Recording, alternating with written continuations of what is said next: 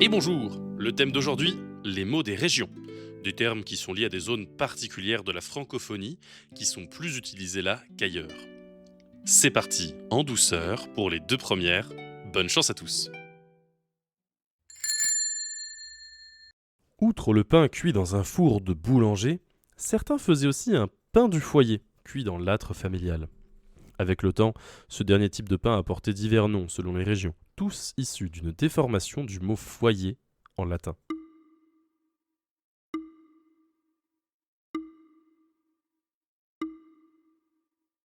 Pour cuire du pain, le feu du foyer est moins fort et moins constant. Il faut s'y adapter en faisant des pains plus plats ou plus petits.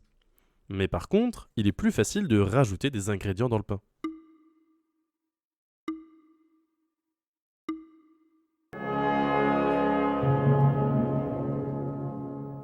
Pain du foyer, soit focaccium panis en bas latin, fugazza en vieil occitan.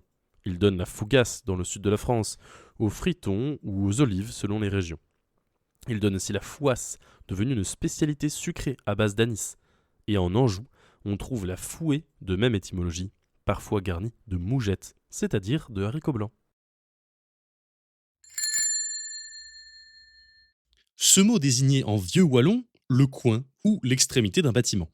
D'ailleurs, il vient de coin en latin. En Belgique et dans le nord de la France, il a été ensuite utilisé à propos d'un groupe de maisons ouvrières, souvent placé en bout de rue ou à l'extérieur de la vieille ville.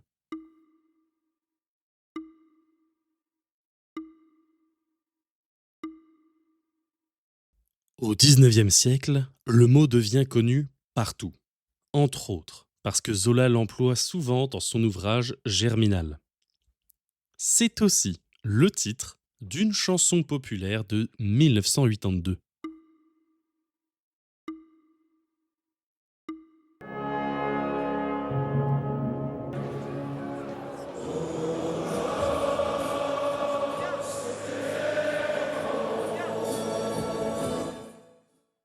Les corons, du latin cornus, le coin. Ces groupes de maisons sont typiques de l'habitat ouvrier à partir de la révolution industrielle, en Belgique et dans les Hauts-de-France.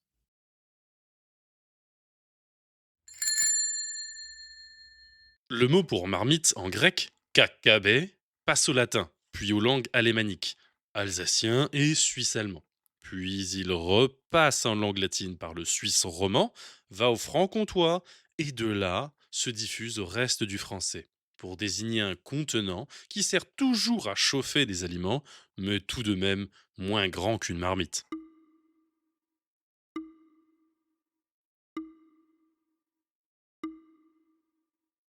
Un contenant traditionnellement en terre, qui sert pour la fondue.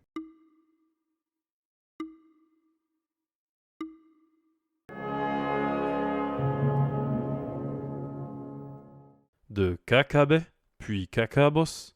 En grec, il devient kakabous. En latin, kakalous. En latin tardif, le suisse allemand et l'alsacien adoptent le mot sous la forme de kakel que le suisse roman transforme en kakelon.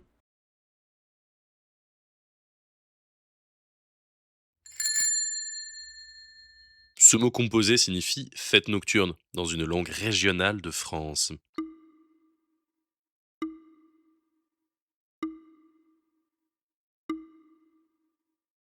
Cette photo d'une de ces fêtes nocturnes devrait vous aider.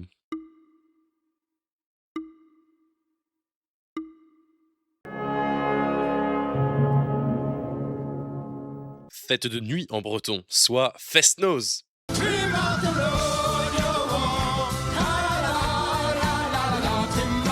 Cette pratique culturelle a été inscrite au patrimoine mondial de l'UNESCO en 2012. Ce mot désigne un gros légume. Mais à l'origine, il ne désignait qu'une variété de couleur jaune de ce légume. Son nom provient de celui de sa nuance de jaune.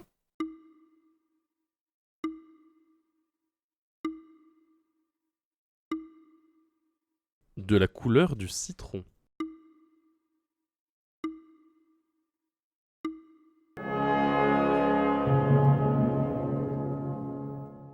La couleur citron a inspiré l'appellation citrouille. Ce n'était à l'origine qu'une variété jaune de potiron cultivée principalement en Île-de-France. Ce mot originaire du bassin parisien était encore inusité dans les régions éloignées de Paris au XXe siècle, où on lui préférait les appellations de potiron ou de courge. On peut dire que ce mot n'est d'abord qu'un régionalisme. Et s'il est passé en français officiel, c'est que la région parisienne n'est pas une région comme les autres. Dans la mythologie latine, Favonius est le dieu du vent favorable. Il devient Favugne, en romanche, une langue latine suisse, pour désigner un vent en particulier. Puis le mot passe par le suisse allemand avant d'arriver au français.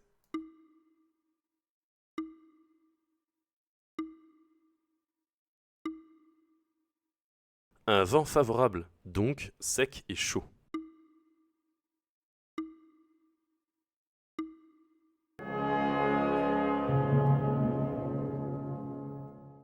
Favugne en romanche, Föhn en suisse allemand et Fun en français.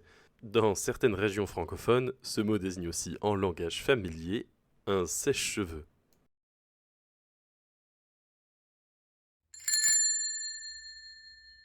Ce terme est construit par agglutination d'un mot d'origine germanique, ville fortifiée, suivi d'une évolution de magister, maître en latin.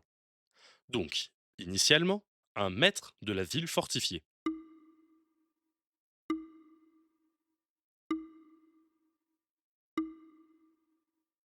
Ce mot est un peu vieilli en français de France, mais en plein usage en Belgique.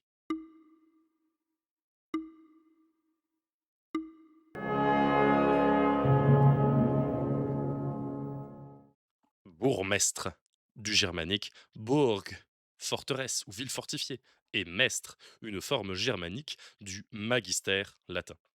En Belgique, bourgmestre est un équivalent du maire français. Initialement, c'est un mot latin utilisé dans la Bible. Il désigne une tente à caractère sacré, puis une boîte sacrée. C'est aussi un juron.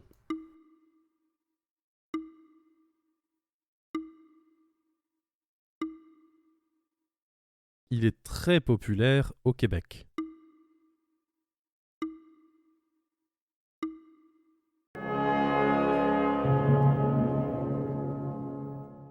De taberna, la hutte, la cabane, qui avec le suffixe kulum a pris le sens de tente, tabernacle. Juron emblématique de Québec. Ça s'écrit tabernacle, mais ça se prononce tabarnak.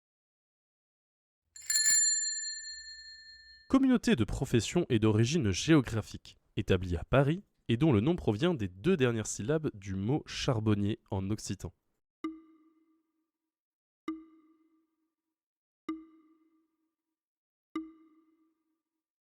À Paris, ils vendaient le charbon et tenaient des débits de boissons.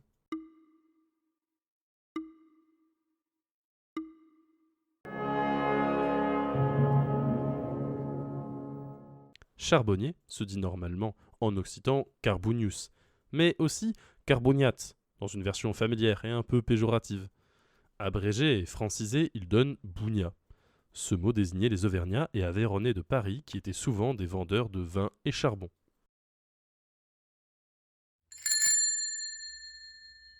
80 valaisans du canton du Valais en Suisse.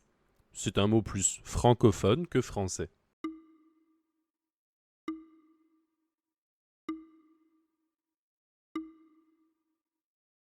Basé sur 8.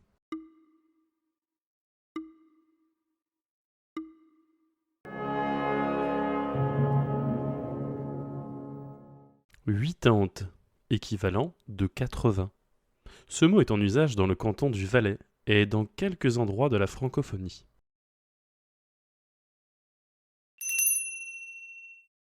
La question n'est pas tant pourquoi 80 que pourquoi 80. L'enchaînement de 5 50, 6 60, 7 70, 8 80, 9 90 est tellement logique. Mais alors, d'où viennent les 70, 80 et 90 ? En latin, première source du français, on disait Septuaginta, Octoginta, Nonaginta. Cet usage se prolonge en occitan, Setanta, Ochanta, Nonanta. En catalan, setanta, vuitanta, noranta. En corse, setanta, ottanta, novanta. Plus au nord, le vieil usage en lorrain est septante, octante, nonate. En vieux wallon, c'est septante, utante, nonante. L'alsacien est assez différent, mais toujours pas de mots composés pour ces nombres. Zipzig, Artzig, Ninzig. Donc, aucune de ces langues gréco-latines ou germaniques n'ont ce problème. En fait, le système de comptage en base 20, nommé du mot savant de visécimal, était courant chez bien des peuples dans la haute antiquité. On le retrouve en celte, témoin le système en breton. 10 se dit dec, 20 se dit ugent, 40 dau ugent, soit 2 20, 60 tri ugent, soit 3 20, 70 dec a tri ugent, soit 10 et 3 20, 80 pevar ugent, soit 80, et 90 dec a pevar ugent, soit 10 et 80. C'est à peu près la même chose en basque, comme on peut le voir sur le tableau. Ce système celte, donc gaulois, s'est hybridé avec le comptage décimal latin lors de la période gallo-romaine. Les chiffres sont traduits, mais la construction des nombres reste en partie gauloise. Au Moyen-Âge, on trouve encore quelques mentions de 2,20 pour 40 ou 2,20 pour 50. Et sous Louis IX, un nouvel hôpital est créé et nommé Hôpital des 15-20, nom qu'il a gardé depuis. Il a été ainsi nommé parce qu'il avait 300 lits, soit 15 fois 20. Toutefois, il est clair que, siècle après siècle, l'usage de ce système est en recul. Alors pourquoi ne s'est-il pas totalement éteint ? Au XVIIe siècle, des grammairiens travaillent à mettre de l'ordre dans la langue. Ils fixent les orthographes, les prononciations, les mots en usage. De leur temps, il ne restait plus que 3 nombres visécimaux encore majoritaires dans l'usage. 2 grammairiens influents, Ménage et Vaugelas, ont décidé de figer les choses en l'état, alors que d'autres voulaient au contraire achever la transition vers le système décimal. Le fait d'établir des règles strictes a stoppé le déclin de ces 3 exceptions, que du coup on se traîne encore aujourd'hui. Les fameux 70, 80 et 90. Dans d'autres pays francophones, on est allé plus loin, mais sans toutefois achever le travail. Malgré la percée de 70 et 90, le 80 subsiste en Belgique et au Luxembourg. En Suisse, dans les cantons de Genève, du Jura, de Neuchâtel et dans une partie du canton de Vaud. Outre les langues minoritaires de France dont nous avons déjà parlé, les seuls à s'être totalement débarrassés de ce système visécimal sont, en Suisse, les cantons du Valais, la minorité francophone du canton de Fribourg, une partie du canton de Vaud, et, en Italie, les francophones de la vallée d'Aoste. Pour être complet, il faut ajouter qu'avant l'informatisation, certaines entreprises imposaient à leurs employés, ou au moins ceux des services de comptabilité, d'utiliser le système valaisan, parce qu'il évitait beaucoup d'erreurs lors des longues dictées de nombres. Aujourd'hui, des professeurs des écoles disent que l'apprentissage de ces 3 exceptions coûte 1 mois de retard sur le programme de calcul dans les petites classes. C'est aussi une source d'erreur pour toute la scolarité et même après. En 1945, le ministère français en charge le reconnaissait puisqu'il a envoyé des instructions officielles conseillant l'emploi du système purement décimal afin de faciliter l'apprentissage du calcul. Cela fait 80 ans et c'est hélas resté sans lendemain. Pourquoi maintenir ces reliquats handicapants ? Qu'attendent les francophones pour rectifier l'erreur évidente faite par 2 grammairiens du XVIIe siècle ? En tout cas, Cabriole des mots n'attend pas. Sur notre chaîne, ces nombres se diront toujours 70, 80, 90. Merci aux Valaisans. Récapitulons ces mots des régions. La fougasse, pour pain du foyer en latin, passé par l'occitan. Les corons, les maisons au coin, du latin en passant par le wallon. Le caquelon, de la marmite en grec en passant par les langues alémaniques. Le bourgmestre, du lieu fortifié en germanique et de maître en latin. Feun, du dieu romain du vent favorable. Festnose, la fête de nuit en breton. La citrouille, une courge couleur citron. Tabernacle, une tente devenue sacrée en latin. Un bougnat, abrégé de charbonnier en occitan familier. Et huitante, de 8, un équivalent de 80 en usage en Suisse romande. Alors, c'est vrai que sur YouTube, on incite beaucoup à laisser des commentaires parce que ça favorise légèrement l'algorithme. Mais au-delà de cet effet, ça nous intéresse vraiment de savoir si nos cabrioles sont équilibrées. Relativement difficile, mais pas trop. Donc dites-nous votre score en commentaire. Ça pourra avoir un impact sur l'écriture des futures cabrioles. Vous pouvez aussi préciser lesquelles vous ont fait chuter, lesquelles vous avez trouvé faciles. Pour les mettre au point, nous testons ces cabrioles sur quelques personnes, entre 5 et 10, et éventuellement, nous les modifions. Mais c'est peu comparé à vos retours. Concernant le score, c'est simple, 2 points si vous avez trouvé la réponse dès la question sans avoir pris connaissance de l'indice, 1 point si vous avez eu recours à l'indice, et 0 si vous n'avez pas trouvé du tout. Nous avons décidé d'organiser un peu les épisodes. Les 2 premières cabrioles de l'épisode seront désormais celles qui nous ont paru un peu plus faciles, histoire de s'échauffer avec un départ en douceur. La 9e, au contraire, sera occupée par un mot plus rare, que certains de nos testeurs ne connaissaient pas vraiment. N'oubliez pas, on ne vous demande pas de trouver la réponse dans le faible laps de temps que laisse le timer. Mettez la vidéo sur pause, c'est pas de la triche. Vous appréciez ce jeu ? Dites-le par un pouce bleu. Et abonnez-vous. Activez la cloche pour être prévenu de la sortie du prochain épisode. À la semaine prochaine.